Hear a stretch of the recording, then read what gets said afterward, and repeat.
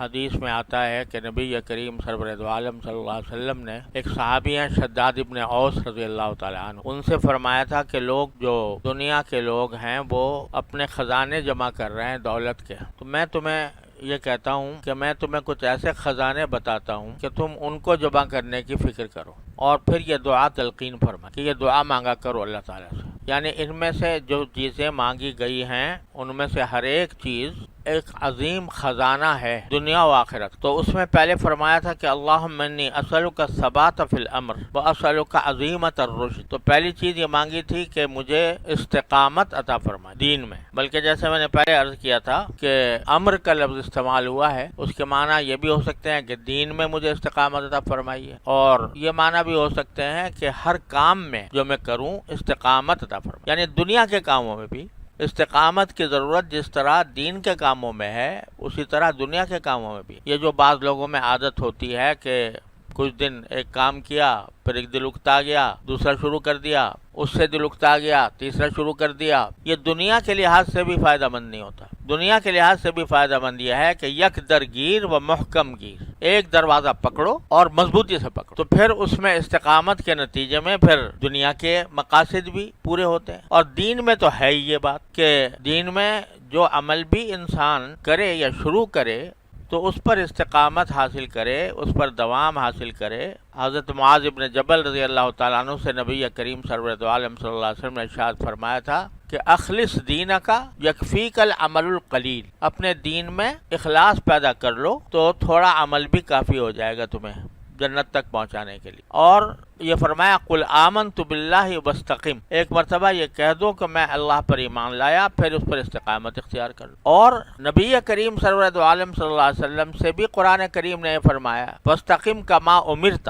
کہ تمہیں ویسے ہی استقامت اختیار رکھو اپنے دین کے معاملے میں اور اپنے تبلیغ و دعوت کے معاملے میں جیسا تمہیں حکم دیا گیا ہے، استقم کما امرت۔ اور ایک حدیث میں آتا ہے، یہ آیت جو ہے سورہ ہود کی آیت ہے، اور ایک حدیث میں آتا ہے کہ رسول کریم صلی اللہ علیہ وسلم نے فرمایا کہ مجھے سورہ ہود نے بوڑھا کر دیا، یعنی سورہ ہود کی جو آیات ہیں انہوں نے مجھے بوڑھا کر دیا، یعنی مجھے اتنا اس کا میرے اوپر بوجھ رہا اور اس کی ذمہ داری کا اتنا احساس رہا کہ اس نے مجھے بوڑھا کر دیا۔ بعض حضرات یہ سمجھے کہ سورہ ہود کے اندر اللہ تبارک و تعالیٰ نے پچھلے انبیاء کرام علیہ والسلام کا ذکر کیا ہے اور پچھلی قوموں کا کس طرح ان کو ہلاک کیا گیا، اور بڑی تفصیل سے بتایا ہے کہ کون سی قوم کو کس طرح جب دعوت دی گئی انہوں نے انکار کیا تو پھر اللہ تعالیٰ نے ان پر عذاب نازل کیا، تو وہ بہت سارے واقعات بیان کیے۔ تو بعض حضرات نے یہ کہا کہ رسول کریم صلی اللہ علیہ وسلم نے جو فرمایا کہ سورہ ہود نے مجھے بوڑھا کر دیا، اس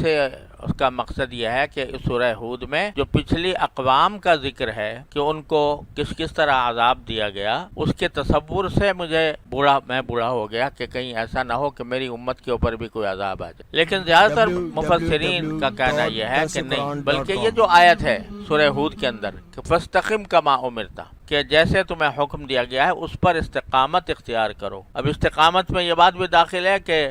برائیاں کی جا رہی ہیں، طعنے دیے جا رہے ہیں، تکلیفیں پہنچائی جا رہی ہیں، اذیتیں دی جا رہی ہیں، مگر مضبوطی سے پکڑے ہو۔ تو استقامت بڑی عظیم چیز ہے، اور دین کے معاملے میں خاص طور پر اور دنیا کے معاملے، اس لیے سب سے پہلی چیز جو مانگی ان خزانوں میں، وہ خزانہ کیا ہے؟ الثبات فی الامر، کہ مجھے استقامت عطا فرما، جو کام بھی کروں استقامت کے ساتھ کروں۔ پھر دوسری چیز اسألک عظیمت الرشد، کہ میں آپ سے مانگتا ہوں کہ بھلائی کے کام کے اندر مجھے عزم صمیم عطا ہو جائے، ارادے جو پیدا ہوں وہ اچھائی کے ہوں، بھلائی کے ہوں۔ اور جیسا میں نے عرض کیا تھا کہ رشد کے معنی جو ہے نا وہ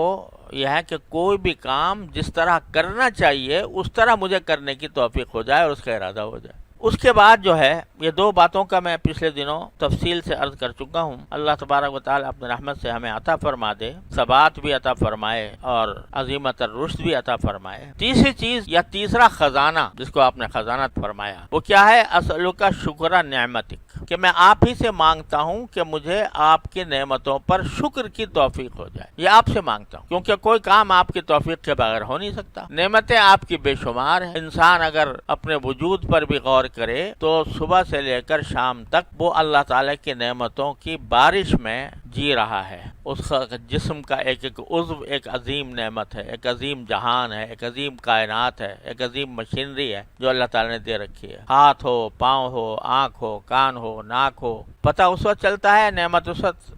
کی قدر اس وقت ہوتی ہے جب کبھی ان اعضاء میں کوئی خلل واقع ہو جائے، ان اعضاء میں کوئی بیماری پیدا ہو جائے، تب پتہ چلتا ہے کہ کتنی بڑی عظیم نعمت تھی۔ لیکن ہم زندگی گزار رہے ہیں، صبح سے لے شام تک ان نعمتوں کے اندر جی رہے ہیں۔ قرآن کریم توجہ دلاتا ہے کہ اسبغ علیکم نعمہ ظاہرۃ و باطنہ، کہ اللہ نے تمہارے اوپر نعمتیں نچھاور کی ہیں، ظاہری بھی اور باطنی بھی۔ لیکن آدمی ان ساری نعمتوں کو استعمال بھی کرتا ہے، دن رات استعمال کر رہا ہے، لیکن شکر کی توفیق بہت کم لوگوں کو ہوتی ہے۔ تو اللہ تبارک و تعالیٰ ہی سے مانگا کہ آپ اپنی نعمتوں کے شکر کی مجھے توفیق عطا فرمائیے۔ تو اللہ تبارک و تعالیٰ سے خزانہ مانگو۔ کیا خزانہ مانگو؟ اے اللہ آپ کی نعمت کا شکر مجھے عطا فرمائیے، شکر گزار بندہ بنائیے، جو بندگی کی لازمی خصوصیت ہے وہ عطا فرمائیے۔ اور دوسرا یہ کہ عبادت کا حسن عطا فرما دیجئے کہ اس میں اخلاص بھی ہو، اللہ کے سوا کسی اور کی رضامندی مقصود نہ ہو، اور اس کے ساتھ اللہ تعالیٰ کے حضوری کے تصور کے ساتھ۔ اللہ تعالیٰ اپنی رحمت سے ہم سب کو عطا فرمائے۔ صلی اللہ علیہ